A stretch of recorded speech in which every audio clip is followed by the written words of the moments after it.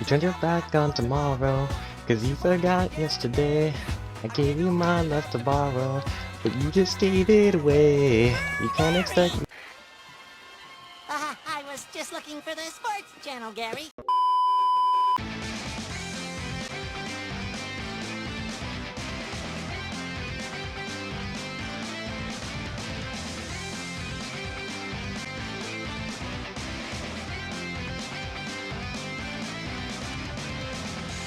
Hello everyone, and welcome back to Can He Beat Goku Though, the series where we pit 10-year-olds, talking sponges, and mass murderers against the legendary Saiyan Goku.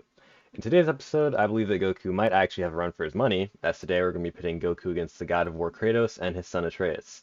Fair warning though, if you haven't played the games for God of War or read the books, there will be spoilers in this video. For once, I think we actually have a decent matchup with a god and a half-god versus a god, so this should be fun.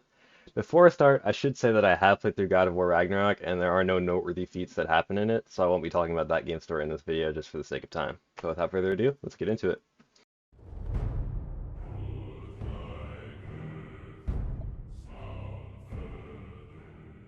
Kratos is a Spartan born in ancient Greece who happens to be the son of the king of gods, Zeus. Being born a Spartan, Kratos was trained from birth to adulthood in combat, strategy, and battle tactics, making him a foe to be reckoned with. His brother Deimos was captured by Ares and Athena after Zeus was informed of a prophecy where one of his children with a strange birthmark would kill Zeus. Unbeknownst to the gods, however, Kratos got a tattoo of his brother's birthmark in his memory, thus cementing his fate as the one who would eliminate the king of the gods. Kratos became a very prolific Spartan, leading his men to victory through cunning tactics and even getting married to a woman named Lysandra with whom he had a daughter named Calliope. Kratos was undefeated, until his army encountered their most formidable challenge yet, the barbarian tribe. Kratos' army was slaughtered, with Kratos having to resort to asking Ares to rescue him in exchange for Kratos' servitude to the god of war. Ares! Destroy my enemies, and my life is yours!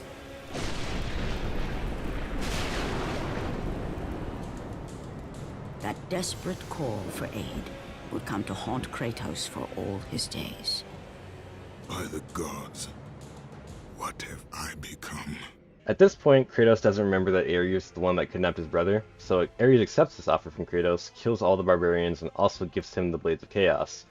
While working for Ares, Kratos rampages throughout Greece, eliminating innocents and criminals alike just for the sake of it. While raiding a village of Athena's followers, Ares transports Lysandra and Calliope inside the temple nearby. Of course, Kratos is unaware of this, and when he kills everyone inside the temple in a fit of rage, he realizes that the bodies of his wife and child are among those who he killed. The temple is then burned down, with the ashes of his family forever bonded to Kratos' skin, turning him pale. Understandably, Kratos refuses to work for Ares beyond this point, with the unintentional murder of his family earning him the moniker, the Ghost of Sparta. Ares sends the Furies after Kratos because of his unwillingness to continue being Ares' pawn. Kratos, being the certified gangster he is, kills the Furies. After the Furies were killed, Kratos' Oathkeeper Orkos told Kratos to kill him, leading to Kratos having nightmares that were prevented by his oath to Ares. He realizes his path to redemption is through continuous service to the gods of Olympus. Years into his servitude, Kratos one day notices that the sun disappeared and goes to find out what happened. He quickly finds out that Helios, the god of the sun, has been kidnapped, leaving the god of dreams Morpheus to put the rest of Olympus to sleep. After going to the underworld, Kratos discovers that Helios was kidnapped by the titan Atlas, who somehow escaped from his chains in Tartarus. While on his journey, Kratos is plagued by visions of his daughter Calliope and the songs she used to play for him on her flute. This clouded his judgment, resulting in him completely forgetting the task he was sent to do, which is rescue Helios. He ends up right next to the Pillar of the World, which holds up all of Olympus, and it's also right next to Persephone's temple. Persephone is the queen of the underworld and the wife of Hades. She informs him that if he gets up his power, he'll be reunited with his daughter. Kratos does as she says, of course, and Persephone allows him to enter the Elysian Fields, where he sees his daughter once more. Persephone then reveals to him that she was the one who freed Atlas and told him to capture Helios. Her plan is to destroy the Pillar of the World, resulting in the death of the gods as well as all of mankind. Kratos regains his powers by killing the innocent souls in Elysium, leaving his daughter behind forever. He manages to kill Persephone and chain Atlas to the broken pillar, forcing him to hold up the world, just like in the original Greek myth. 5 years later, still in service, Kratos is tasked with heading to the Aegean Sea and killing the Hydra, receiving the gift of lightning from Poseidon. After dispatching the Hydra with relative ease, Kratos asks Athena, the goddess of wisdom, when he'll be free of his past. She informs him that his final task is to obtain Pandora's box and use it to kill Ares. Continuing on with his usual manner of bloodshed and mayhem, Kratos arrives to talk to the Athenian oracle, who tells him that Pandora's box is located at Pandora's temple. Shocker, right? Anyway, the temple is located on the back of the Titan Kronos. To progress further, he must first listen to the Siren's calls and then kill them. After doing so, he obtains the Titan Horn and uses it to summon Kronos. Kratos climbs Kronos and gets to the temple 3 days later. Navigating through the treacherous traps and dangerous enemies inside the temple, Kratos finally reaches Pandora's box. Unfortunately for him, though, Ares was watching the entire time, and he threw a giant pillar toward Kratos, killing him. But because of plot reasons, Kratos manages to climb out of the depths of hell, coming back to life. He then fulfills his goal of killing Ares using the Blade of the Gods. Unfortunately, killing Ares did not stop Kratos' nightmares, which led to him jumping off a cliff to commit suicide. Before he could do this, Athena offers Kratos the position of God of War, which was recently vacated, to say the least. Kratos accepts and becomes a full god, as he was only a demigod prior. He goes on many adventures as the God of War, encountering his brother Deimos, who he believed to be dead, as well as fighting the whole Greek pantheon, including Zeus. Kratos eventually succeeds in annihilating every god in Greece and unleashes the evils inside Pandora's box on the world. After attempting suicide and failing, Kratos ends up in the land of the Norse gods, where he meets the giantess known as Fae, short for Laufey. Kratos falls for her, and they have a son together named Atreus. Atreus was sickly as a child and was frequently ill. Kratos often left his home for extended periods of time, weakening the relationship between him and his son. Fae eventually dies, leaving Kratos and Atreus to fulfill her last wish: scatter her ashes from the highest point in all the realms. As they're about to undergo their journey, a god named Balder shows up at Kratos' front door. As it turns out, there is a protective barrier around their house that Kratos accidentally chopped down for a funeral pyre, leading to Balder sensing him. A violent battle ensues, because why not, and Kratos is seemingly victorious. On their way to the highest point in all the realms, however, the duo meets Brock, a blacksmith who helped to forge a new axe Kratos uses, the Leviathan axe, which has the ability to be recalled from anywhere as long as the user wills it, similar to Mjolnir. After reaching the Lake of Nine, Kratos reads an inscription and decides to throw this axe into the lake. This imbues his axe with poison and summons the world serpent, Jormungandr. The serpent rising from the lake allows Kratos and Atreus to access Tyr's temple, which can grant access to the Nine Realms through a portal room. They have to use the light of Alfheim to clear a path to the tallest mountain in Midgard. However, it just so happens that war between Dark Elves and Light Elves is raging at that point in time. So of course, the two get involved and manage to retrieve the light with little trouble. Returning to Midgard, the pair reaches the top of the mountain, only to find a man named Mimir, who happens to be the smartest man alive. Kratos cuts off his hair to carry around with him, as the information he provides is invaluable. After a conversation with the World Serpent, the group realizes that they need a piece of a special chisel and a black rune to get to Jotunheim, where the actual tallest point in all the realms is. Once they get to the chisel, they encounter Thor's sons Magni and Modi. Kratos kills Magni, leaving Modi to flee and inform his family about what had occurred. Modi comes back to ambush the group while they try to obtain the black rune, but Kratos isn't messing around and sends him crying back to his pops. Atreus goes unconscious from sickness, and Kratos is forced to bring him to the witch Freya, the former wife of Odin. She informs him that he needs to go to Helheim to obtain the heart of the Bridgekeeper. Before he goes there, he picks up the Blades of Chaos, which he had buried underneath his house previously. After killing the Bridgekeeper and getting his heart, Atreus is restored to full vitality. Once they obtain the Black Rune, they're about to enter Jotunheim, when Balder appears again and ambushes them. They all get sent flying to Helheim, where they have to escape using a makeshift boat. While they're in Helheim, the trio observes Balder talking to spirits, and finds out that Balder is blessed with invulnerability from his mother Freya. After they escape, they realize they need to find Mimir's missing eye in order to make it to Jotunheim. His eye just so happens to be inside of a statue of Thor that the World Serpent ate earlier, so the group asks Jormungandr if they could use a boat to go into his stomach. He kindly allows them to, and they retrieve the eye. But Balder attacks the World Serpent while they're inside of it, causing them to be sent flying out of him. On the ground, Balder confronts his mother Freya for cursing him with invulnerability, leaving him unable to feel anything. Kratos intervenes, trying to prevent Balder from hurting her, and the two clash. Balder punches Atreus during the fight, impaling his hand on a mistletoe arrow that was holding Atreus' quiver together. This removes Balder's invulnerability, allowing him to be killed. While they're fighting, Freya puppeteers the dead body of a giant to try and stop them. Freya almost gets the better of Kratos and Atreus until Atreus calls him back up in the form of the World Serpent, who takes down the giant. With Balder defeated, Kratos warns him to leave them and Freya alone, except Balder isn't interested in listening. He tries to kill his mother, so Kratos snaps his neck, killing him permanently. Freya is upset by this and warns them to stay away from her. The trio leaves for Jotunheim, but before they enter the portal, they leave Mimir behind so the father and son can finally spread the ashes of the mother. And that about covers the story of God of War so far, albeit in a very general sense. If you want a better idea of how the story goes, you should definitely try to play the games. So with the backstory out of the way, it's about time we got into the feats that Kratos accomplishes throughout these games.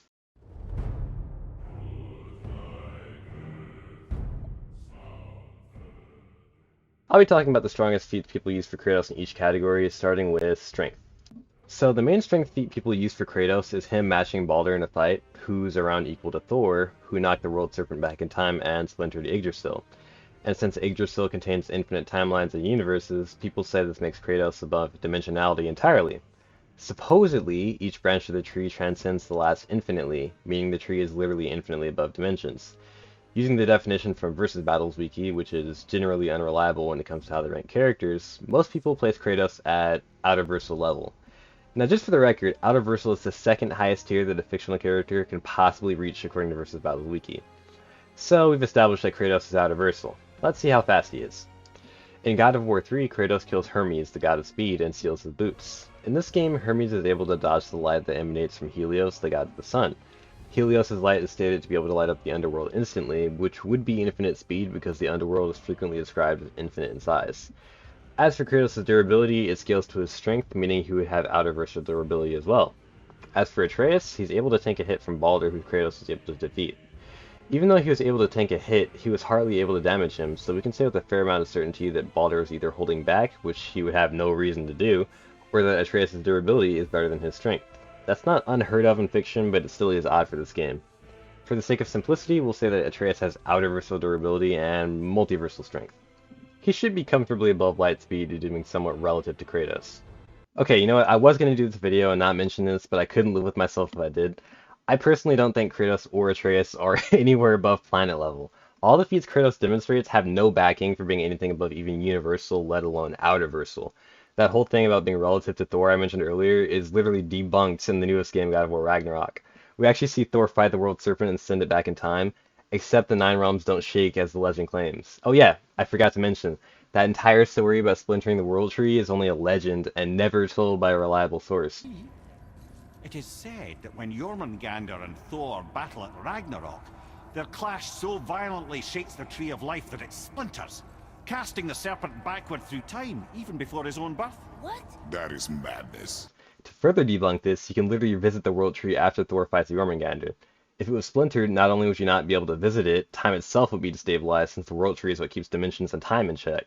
That would immediately scale down Kratos' strength and durability as well as Atreus'. Their speed also gets immediately dropped down due to Helios' light being dodged by fodder enemies. Supposedly Hermes is made to dodge this light to portray how fast he is compared to other enemies, considering he's the god of speed. Yet you can use the same ability on random goons and they can dodge it as well, so I guess those other enemies are infinite speed too, right? Not to mention that the game developer only answered that Hermes being able to dodge this light was intentional, and he never mentioned how fast the light beam actually is. If I were to give my personal opinion on how strong Kratos and Atreus are, I'd say their absolute upper limit would be universal and the speed of light. Anything higher than that is not substantiated in the slightest. Some people do say that the Kratos that's portrayed in the game is quote-unquote gameplay Kratos, because the developers of this game claim that they have to nerf Kratos' strength in order to make the game entertaining, otherwise you'd be one-shotting everything.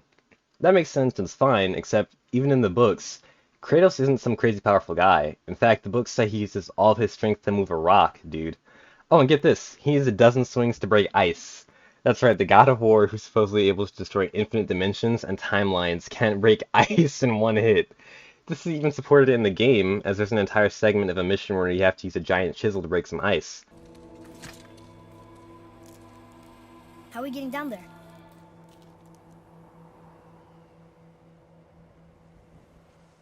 I have a plan. You do? Do not act so surprised. Oh, no offense, brother, but I don't even think Thor with Mjolnir in hand could get through that much ice. There's a whole album of displays like this, which I've linked in the description, ranging from Kratos almost dying to a fall to being damaged by wolves. With all that being said, I find it extremely difficult to believe that Kratos is as strong as people make him out to be. Now, with that out of the way, it's time to revise Goku's power. Some of you may remember when I said this way back in the first video of the series. This is a heavy lowball for speed, as some people have calculated Goku to have infinite speed. But using those calculations would be overkill at this point, so I won't use them until there's a worthy opponent for him. Even though I don't believe for a second that Kratos is outerversal, I'm going to scale Goku's power higher than Kratos' hypothetical strength, just in case some people actually believe Kratos is that strong. So, let's get started. So that feat I mentioned in my first video in the series when Goku fought Beerus is actually not universal, it's far beyond it. This could take a while, but let me explain. So, cosmology is basically how big a universe is and how high it reaches in the tiering list. The Dragon Ball universe has an insane cosmology. As seen here, the Dragon Ball universe shares many characteristics of their own, notably mathematics, and even though I hate math, I promise it serves an important purpose. Due to Dragon Ball sharing math with us, we can say that since Goku's light speed, he has infinite energy, as we would need infinite energy to go to light speed in real life. But I'm not done yet. The Dragon Ball universe also shares philosophy and physics with us. That includes metaphysics. The study of metaphysics boils down to abstract concepts such as time and space. The living world also has multiple dimensions, including the Dead Zone, or at least in the anime, as it's still debated whether or not the arc the Dead Zone appeared in is canon to the manga. But in the anime of Dragon Ball, the Dead Zone is a hyperspatial construct, making it at least fourth dimensional. The living world also has super dimensions, which were shown when Goku and Vegeta fused into Gogeta to fight the mutated Saiyan Broly. Extremely simplified, super dimensions are dimensions that transcend higher dimensions. Yeah, it's a little confusing, but this diagram I made with my 3rd grade art skills should demonstrate the concept a little bit better. Super dimensions transcend higher dimensions similar to how we as human beings transcend a drawing, except orders of magnitude higher than that. Hopefully that explains things in a way that's somewhat understandable, so that already makes the living world above dimensionality entirely. But I'm going to take it one step further beyond. Remember when I was talking about the Dragon Ball universe having math like our universe? That also includes uncountable sets and inaccessible cardinals. I know, math sucks, but this is important though, trust me. I'll try and explain this simply. Set theory is the study of grouped objects, or sets, as they pertain to mathematics. Essentially, this is how we count beyond infinity. In set theory, there are uncountable sets. These sets are so large that the elements are uncountable, as the name implies. These sets have to be labeled with letters and other special letters called LFs. Each LF is almost incomprehensibly larger than the last one. And finally, we have inaccessible cardinals, which are defined as being inaccessible from previous cardinals, or generalizations of numbers through general cardinal arithmetic. This diagram should help you visualize it a little bit better. So to make a long story short, these are the highest possible numbers, sets, and cardinals that are accessible in math. And for the record, this is extremely simplified, as I'm pretty sure you would get a headache if I tried to explain it any further. And I'm sure that by now you're wondering how this is relevant in the slightest. Well, dear viewer, allow me to tell you. Akira Toriyama, the creator of Dragon Ball, said this about Goku and Company's power. Let me read that out to you. It says, Goku and Company began using transformations and fusions to increase their battle powers, to the point where they can no longer be measured numerically. But that's not the only scan I have of this claim. Here's another one from a guidebook. And since I just clarified that mathematics include LFs and inaccessible cardinals, Goku's power would transcend these, and if we go to Versus Battle Wiki's definition of out-of-versal, you'll find that Goku doesn't qualify. But if we go one step further, we can in fact see that Goku qualifies for high out-of-versal level. So even if I did believe that Kratos is out-of-versal, which I don't, Goku would still be infinitely above him in power. But I'm not done yet. All the things I just mentioned were specific to the living world. Dragon Ball has the other world, which is the afterlife. The other world is stated to transcend the living world. However, the scan can be interpreted two ways. It can either mean that the other world transcends the idea of dimensions entirely, or it transcends the dimensions present in the living world. Given what we know about the living world's cosmology at this point, and with context, the more accurate translation would be that the afterlife is beyond dimensions.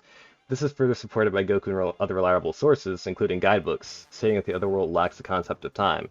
Space and time are connected, meaning the other world lacks space as well. This would mean the other world transcends the concept of space and time. This is also further supported by statements saying the other world is only connected to the living world through the most metaphysical level. There are also statements saying that the other world functions similar to how Asian myths do. These myths would include Sun Wukong, which Goku is based on. Sun Wukong achieved nirvana, which is a state of enlightenment beyond all known concepts. The other world is also stated to be an enlightened realm. Going even further, the realm of the Kai is outside of the macrocosm the universe is contained in. It's only accessible to teleportation via the Kai's special teleportation ability called Kai Kai, or Goku's instant transmission. This would make it inaccessible to the other world, which is an out-of-versal construct, potentially making the realm of the Kais a boundless structure, according to Versus Battles Wiki. And Goku is about to destroy all of this at the beginning of Dragon Ball Super and Super Saiyan God. Then he absorbs that power into his base form and can stack Super Saiyan God on top of that again. He also gets immeasurably stronger as the arcs go on, making his strength from the last arc look like fodder in comparison. So I think I've thoroughly proved that Goku's strength is at least high out-of-versal, if not boundless. So speed-wise, Goku has at least infinite speed, considering the universe is stated to be infinite and infinitely expanding, and the shockwaves from Goku's attack were going to destroy the universe. Dragon Ball characters' speed scales to the Ki Blasts, as demonstrated when Goku was training on the way to planet Namek and reacted to his own Kamehameha. The shockwaves emitted by Goku would be Ki-based, meaning Goku would have infinite speed logically. You could even argue that his speed is far beyond infinite because his shockwaves reach two different realms, at least one of which is dimensionally transcendent. But considering he's overpowered enough already, I'm not going to worry about it. Goku's durability is the same as his strength, meaning he has high out-of-versal or potentially boundless durability. And that about does it for redoing Goku's power scale. Also, I chose not to mention the fact that characters as early as the Frieza and Cell sagas were stated to be able to destroy the universe, making them at least fourth dimensional, if not much, much higher. So, in conclusion, can Kratos and Atreus beat Goku though? The answer is a resounding no. Even if Kratos was out-of-versal like people claim, that would still pale in comparison to what Goku can do. Atreus is not as strong as his father, so logically he would be below Kratos' strength level no matter how strong he is. But there is one question that might be forming in your minds. If Goku is so strong, how are you going to pair him against other characters? Well, dear viewer, that is an excellent question. And you will find out the answer at the beginning of the next episode of Can He Beat Goku, though, which I'm already working on and won't take a year to come out unlike last time. So, I hope you all enjoyed, and I'll see you next time. Peace. Catch 'em bad, walk down, face 'em with the heater. The devil under your feature on your